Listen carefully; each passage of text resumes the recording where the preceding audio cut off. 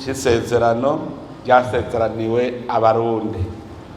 Si igihugu c'abanyamahanga, ni igihugu c'Abarundi. Ni igihugu Imana yonyene yibiye akabanga basogokuruza, irababwira yuko ari igihugu c'amata n'ubuki.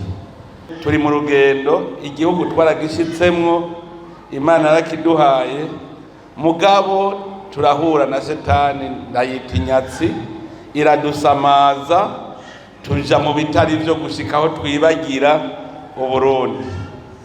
Uburundi twari twarabwibagiye, turabwibagira neza na neza kubera iyo Shetani yo yakoze ibishoboka byose gushikaho twibagira ko turi Abarundi.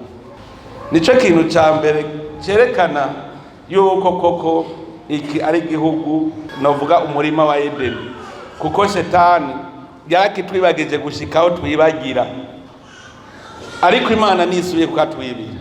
Ubu turashobora kuvuga ngo igihugu cacu ciza c'Uburundi. Rega twari twarakivuye, iyo mvuga itangwe ryari. Ubu no munsi mwese ariko bavuga Uburundi, muvuga ngo igihugu cacu ciza c'Uburundi. Bitangwe ryari, ntaho twari twaravyibagiye. Ico mvumye kiravumika. None Abarundi ko bari bavumye Burundi, ne mwagomba bumere gute?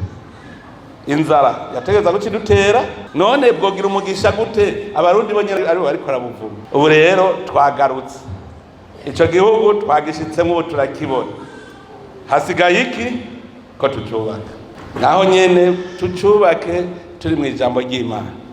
Ubu rero ko twabonye Burundi hagira usubira kwidodomba, kuko kwidodomba kuri kubiri n'Imana. Umuntu yidodomba ntafise ivyizigiro, ntafise ukwemera. Bariho Abarundi bagikozwe mu bugaba n'ubu bagikozwe mu mugumuko. Hariho ivyizigiro rero, umwe wese ukwamazi neza yuko Imana yamaze kugurura irembo ry'Uburundi. Uburundi ejo ni heza cyane. None rero ndanezerewe cyane ko muri abana b'Imana mukurikira ijambo ry'Imana. Impanuro nobaha rero nuko mwoguma muri mu murongo w'Imana, mwumvirize ijwi ry'Imana, mugendere mu nzira zayo n'ingingo zayo, gutyo Imana izohezagira ibikorwa vy'amaboko yanyu.